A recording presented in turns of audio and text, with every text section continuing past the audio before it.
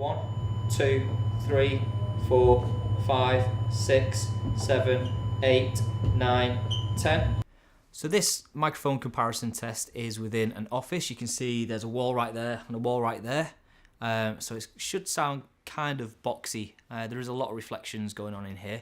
It's nothing like the toilet that we did the comparison test in, which was really reverberant with the amount of tiles and just really reflective surfaces.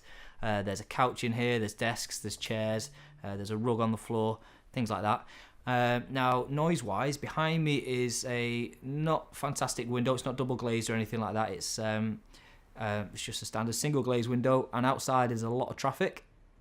So in a moment, I'll be silent for another 30 seconds, like in the previous locations, and we can check out how these mics deal with it. Now, granted, these mics are favouring pointing towards the window, but this is the situation that I'm in right now, and we'll see how it copes. I mean, the more directional microphones, as opposed to the cardioid ones, will probably favour better because I'm dampening quite a lot of the sound. And then in a moment as well, I'll also raise the microphones and we'll see how they deal with reach. So just to recap, if you haven't already seen in the other locations, the microphones that I'm using here are a mixture of shotgun external type mics as opposed to some of the internal style mics that I've got here. So I've got the CMiT5u, I've got the DPA4017B, I've got the Sanken CS3e, I've got the 416 MKH8060, and then internal wise I've got the Sanken CS1, I've got the Schoeps CMC641, and I've also got the MKH50. So there we go, I'm using those mics today. I have set all of the levels at the same apparent loudness as in all of the other locations. And so now I'm going to be quiet for the next 30 seconds and you can just check out how they cope with general noise.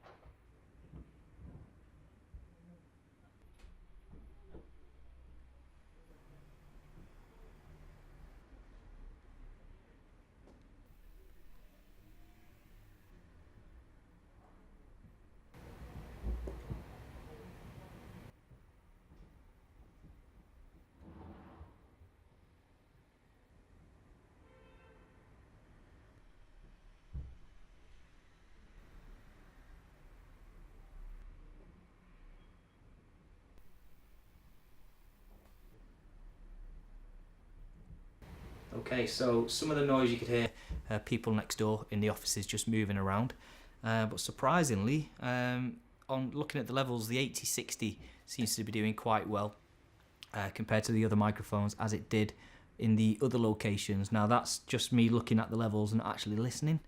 Obviously different tones can raise the levels slightly, but depending on how we hear it, it might not make a difference. So I also want to point out some of these microphones from your perspective probably look like they're not aligned correctly, but I can assure you they're all pointing directly where they need to be pointing.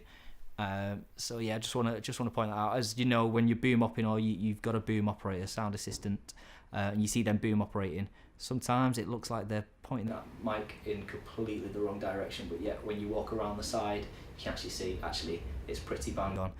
So that's the situation with these microphones right here. So we'll take a moment and I'll adjust the mic stand and we'll see what the reach is like on each microphone. Okay, so now I've raised the microphones probably about a foot, and so they're fairly high, probably a more realistic positioning of the microphones in the sense that if it's a multi-cam shoot, usually they want to do a tight and a slightly wider one, whether it's a two-shot or something like that.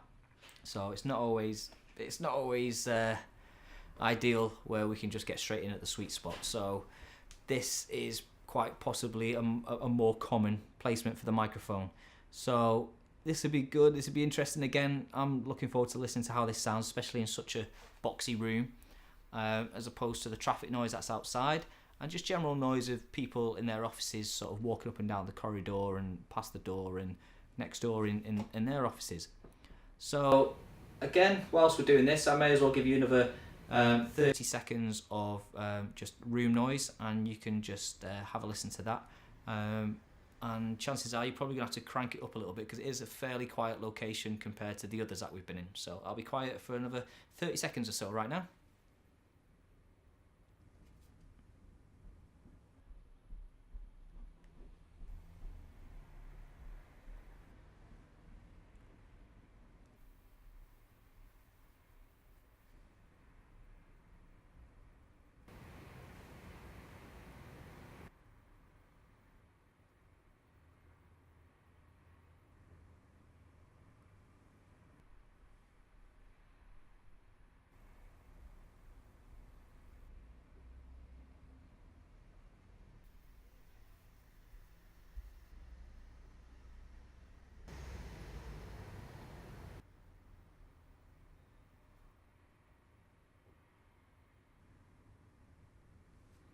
Okay, hopefully that gave you an idea as we switch between the different microphones. Again, I'll do all the levels, I'll show you the levels.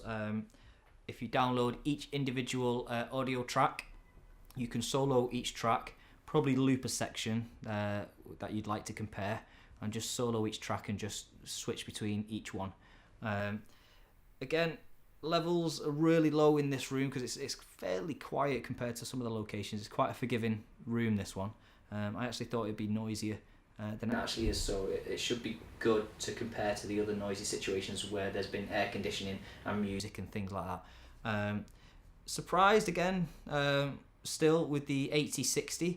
I did set everything at the same apparent loudness, but the same apparent loudness as they are at the sweet spot. So this may differ as the reach on each microphone might not be great. So that's a real comparison there. You can actually listen to when it was closer and to where it is now. To listen to the reach, the levels are set exactly as they were. They've not changed throughout all of the videos. There may be, I don't know why the levels seem to come in lower on the 80/60, but yeah, it'd be interesting to listen back to that and just check that out, because originally when I'd compared the 40/60, sorry, the 416 and the 80/60, I much preferred the 416. It just sounded slightly better in every situation. But sometimes you can have good days and bad days depending on temperature and humidity. So that would be good to check out. So yeah, for me personally, this mic test for the interiors, I'm looking forward to listening to the difference between the CS1, the MKH50 and the CMC641. Massively different in price ranges between them all. The CS1 is actually one that I own. And I'm quite surprised to see that the levels are quite high when it comes to just listening to the room noise.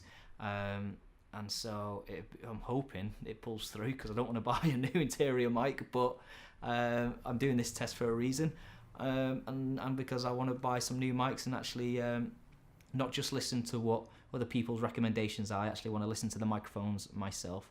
So again, thanks to Studio Care for providing the microphones and some of the kit. Thanks to Sound Devices for providing the 664 for recording, and I've got to say, loving the Wingman app, because it means I can sit right here, press record, and check out the levels, and then again using this for the same apparent loudness test. As you can see, the levels are roughly the same, but obviously the reach might show that the levels are slightly different, but in the sweet spot they're all pretty much bang on. So there we go, that is the interior test, and I hope it's helpful, and I hope that the results aren't so out of whack with each other from location to location that you can't decide which mic. That's not the position I want to be in, so I'm hoping there's one or two clear winners within this test. Thank you very much.